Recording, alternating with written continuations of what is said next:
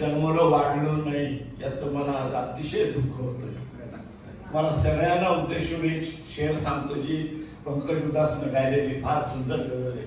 आप जिनके करीब होते हैं वो बड़े खुशनसीब होते हैं.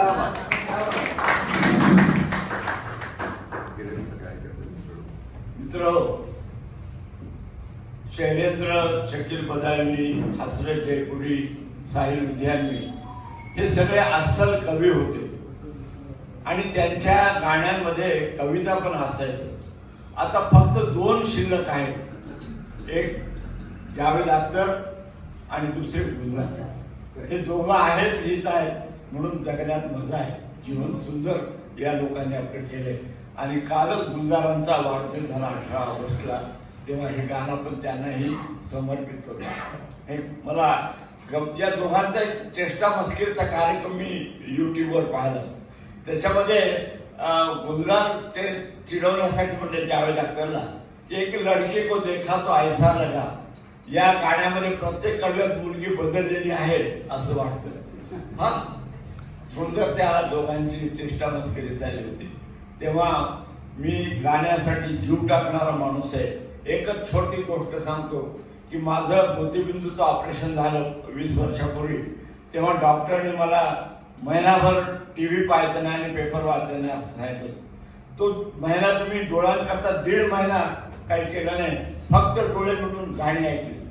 आणि तेव्हा माझ्या असं लक्षात आलं की 60व्या आणि 70व्या दशकातलं प्रत्येक गाण्याचे 3-3 कडवे मला पाठ आहेत. तेव्हा आज हे सगळं आज नॉस्टॅल्जिया जागा झाला आणि माझ्या आयुष्यात इतकी सुंदर पूर्वसंध्या माझ्या वाढदिवसाची कधीही साजरी झालेली आहे. ती दिल्याबद्दल इथल्या प्रत्येक गायकाचा मी अत्यंत ऋणी आहे. Thank you very much. मला खात्री आहे की आजच्या ह्या तुमच्या कार्यक्रमावर त्यांचा एखादा लेख नक्की पेपरला येईल. त्यांना जसं वाटेल तसं मला माहित नाही, पण अतिशय अस्सल कलावंत आहेत ते. लेखक आहेत, माझे मित्र आहेत. मला अतिशय आनंद वाटतो आणि मला सगळ्यात त्यांचा गुण चांगला वाटतो की ते दुसऱ्याबद्दल प्रचंड लिहितात. फार कमी माणसं अशी आहेत दुसऱ्याची गुण एवढे लिहिण्यामध्ये असा माणूस आहे. आणि एवढ्या मोठ्या मोठ्या कवींनी लेखकांनी त्यांना मानलेलं आहे. ते मी नंतर तुम्हाला सांगेन कधी, तर आता वेळ नाही. मी 1 मिनिट फक्त या निमित्ताने फडकेंना विनंती करतो, 1च मिनिट ते बोलतील, कारण उद्या ते बोलणार त्यांच्यावर 30-40 मिनिटं त्यांच्या साहित्यावर.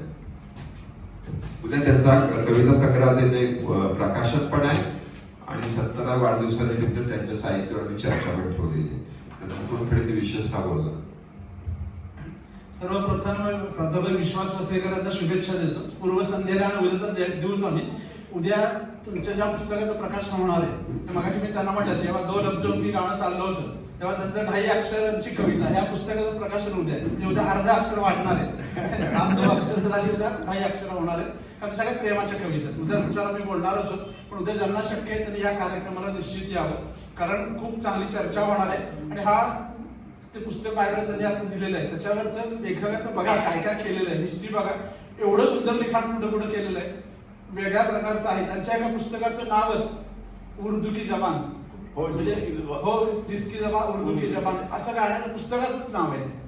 आणि पोर्ट्रेट नावाचं पुस्तक आहे ज्याच्यामध्ये त्यांनी कविता या पोर्ट्रेट सारख्या लिहिल्या. म्हणजे लेख नाही आहे, तो कविताच आहेत त्या पोर्ट्रेट आहेत. त्या पद्धतीने चितारलेले खूप आहे. प्रभातमध्ये मी रविवारी त्यांचं सदर वाचतो, इतर ठिकाणी मला वाचायला येतं, त्यामुळे प्रभातमध्ये सदर खूप चांगलं असतं.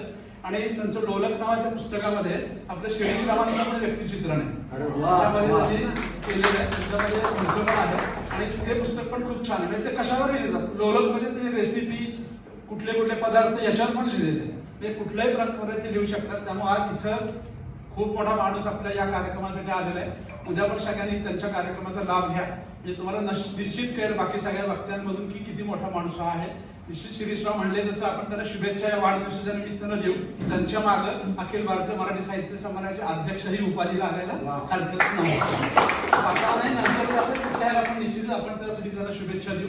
आणि शेवटी आजच्या कार्यक्रमाविषयी बोलताना सचिन शेवडे आणि शेवडे दाम्पत्याचं अभिनंदन करतो. बहुतेक त्यांनाही आरडी आवडत असावं म्हणूनच त्यांनी मनापासून केलं. नाहीतर काय होते साऊंड सिस्टीम मध्ये अनेक वेळा गायकांचे दोष झाकण्याचं काम केलं जातं आणि मुद्दाम साऊंड मोठा हे केला जातो तर तुम्ही केलं नाही. गायकांचे गुण पण तुम्ही वाढवले आणि दोष पण त्याच्यात कमीत कमी दाखवायचा प्रयत्न केला. खूप चांगलं. प्रत्येक ठिकाणी आरडीचा रिझम आपल्याला माहिती कसा आहे. आणि मगाशी मी माझ्या भाषणानंतर मला वकिलांनी एक आठवण करून दिली. मी सुहास पाटलाचा मेसेज पण त्याचा पाठवतो. ते सांगतो फक्त की मराठीमध्ये सुधीर फडके श्रीधर फडके पण पितापुत्रांची जोडी आहे. आणि ते मगाशी राहिलं होतं ते वकिलांनी मला आठवण करून दिली की श्रीधर फडकेंकडे सुधीर फडके गायलेले. ती गाणी खूप लोकप्रिय झाली. त्यामुळे ते सुद्धा एक जोडी मगाशी सांगायची आहे. या निमित्तानं सांगतो. धन्यवाद. आपण सगळ्यांनी सत्कार करून मला सावे असं म्हटले की दरवेळेला सत्कार काय करताय कारण आमची प्रेझेंट पुन्हा पुन्हा येत असते तुम्हाला, पण ती कुणालाही प्रेझेंट द्यायला तुम्हाला काय हरकत नाही. पण पुस्तक दिल्यानंतर तुम्ही असं म्हणाल काय तर पुस्तकं असतातच वाटतं बरं. आणि काय पुस्तकापेक्षा असं प्रेझेंट लोकांना आवडतं मी बघितलं म्हणून आम्ही ती देतो. आता या ठिकाणी नवसपासेकरांत जास्त सगळ्यांना आपण देत आहोत. पहिलं विजय साबळेंना फोटो काढणार